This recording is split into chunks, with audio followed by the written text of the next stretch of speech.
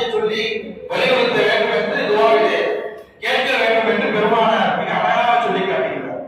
ரஜபிலும் பரக்கத்தை கேட்க வேண்டும், ஷாபானிலும் பரக்கத்தை கேட்க வேண்டும். ரமலான் பரக்கத்தை கொண்டு முழுமையை பெற்று விட்டதன் காரணமாக ரமலானை அடையக்கூடிய பாக்கியத்தை கொடு என்று அல்லாஹ்விடத்தில் நாம் பிரார்த்தனை செய்ய வேண்டும் என்று பெருமானார் மிக அற்புதமாக நமக்கு இந்த துஆவை சொல்லி காட்டுகிறார். ஏன் தெரியுமா? சென்ற வருடம் ரமலானிலே நம்மோடு பயணித்த நண்பர்கள், சொந்த பந்தங்கள், உறவினர்கள் இந்த ரமலானிலே நாம் பார்த்தோம் என்று சொன்னால் நம்மை விட்டு பிரிந்து சென்றவர்களாக இருக்கின்றார்.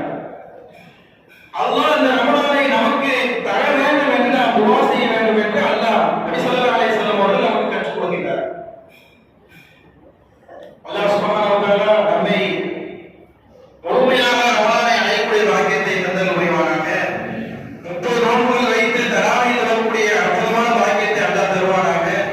இன்னும் அதிகமான தான தர்மங்களை கொடுக்கக்கூடிய பாக்கியத்தையும் லைலத்துல் கத்ர் என்று சொல்லக்கூடிய அந்த இரவை அடையக்கூடிய பாக்கியத்தையும் நம்ம அனைவருக்கும் அல்லாஹ் தந்தல் புரிவானாக. கண்ணியத்திற்குரிய அல்லாஹ்வுடைய நல்லடியார்களே, பரக்கத் என்பது இஸ்லாமிய மார்க்கத்தை சம்பந்தப்பட்டவர்கள் மாத்திரம் ஏற்றுக்கொள்ளக்கூடிய ஒரு விஷயம்.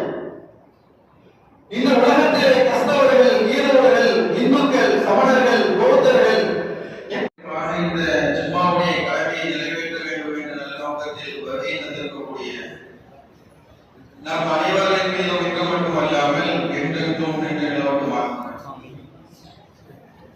அல்லாஹ் ஜல்ல ஷானஹு வ தஆலா நம்முடைய பாவங்களை மன்னிப்பானாக, நம்முடைய குடும்பத்தாருடைய பாவங்களை மன்னிப்பானாக, நம்முடைய சந்ததியுடைய பாவங்களை மன்னிப்பானாக, நம்மை ஆரோக்கியமாக வாழ வைப்பானாக. வாழும் காலங்களில் மருத்துவனுடைய கஷ்டங்கள், சிரமங்கள், அதனுடைய தேவைகளுக்கு பாதுகாப்பானாக. வானங்கள் பூமியினுடைய ஆபத்துகளை விட்டு பாதுகாப்பானாக. இன்னும் கெட்ட முடியை விட்டும் நம் அனைவரையும் அல்லாஹ் ஜல்ல ஷானஹு வ தஆலா பாதுகாத்தல் புரிவானாக. கண்ணியத்திற்குரிய அல்லாஹ்வுடைய நல்லடியார்களே, இன்றைய ஜும்மாவுடைய சிந்தனையாக நாம் பார்க்க போகக்கூடிய விஷயம் என்னவென்று சொன்னால் பரக்கத். பரக்கத் என்றால் என்ன?